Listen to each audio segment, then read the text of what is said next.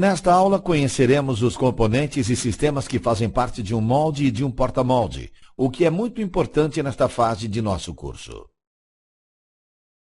Pois precisamos conhecer todo o conjunto envolvido para termos maior clareza ao realizarmos nossos projetos de moldes. Pronto para começar? Observe este conjunto chamado de molde ou também de porta-molde. Geralmente a palavra molde é utilizada para designar as placas que contêm as cavidades onde o produto é formado.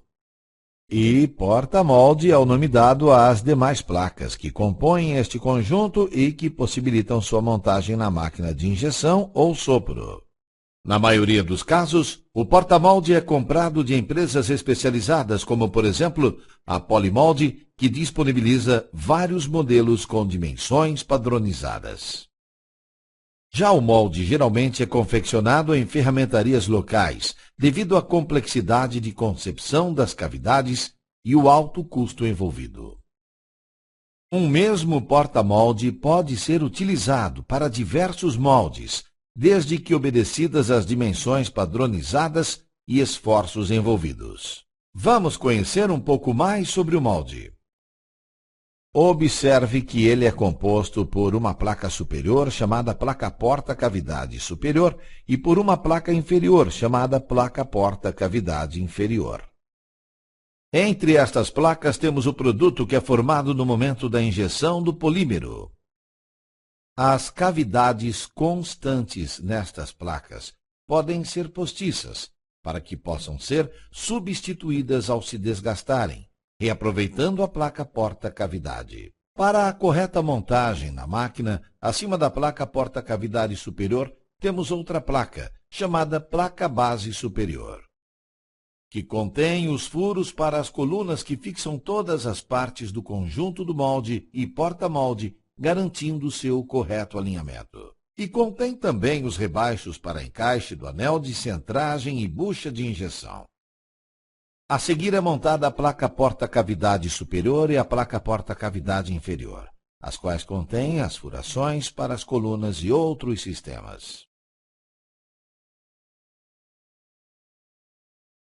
Estas placas necessitam de sistemas de alimentação do material polimérico que entra pela bucha de injeção e se desloca até a cavidade através dos canais de alimentação.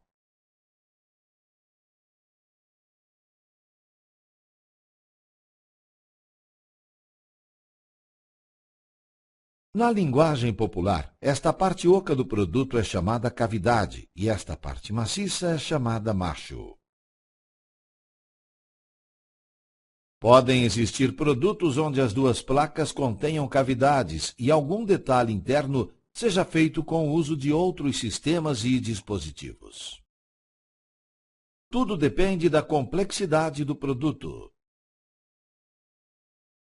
Para resfriar a peça dentro das placas porta-cavidade, são desenvolvidos sistemas de resfriamento através de canais, onde geralmente circula água ou outro fluido refrigerante.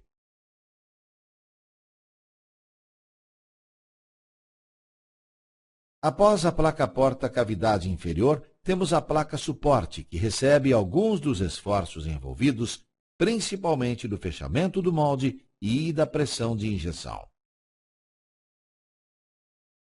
Para permitir a extração da peça, temos os extratores, que são estes pinos na parte inferior, alocados na placa porta-extratores.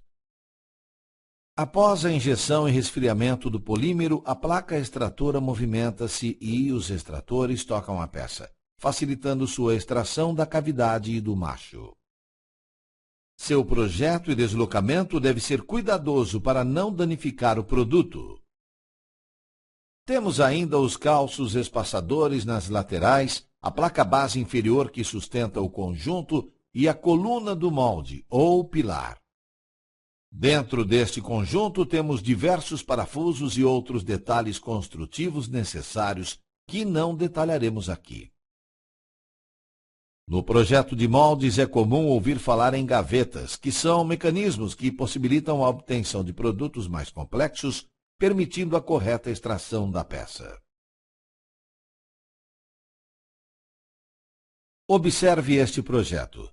Sua extração com apenas 2 placas não seria possível. Por isso, ele contém estas gavetas laterais, que se deslocam individualmente no momento da extração, permitindo a correta extração desta peça.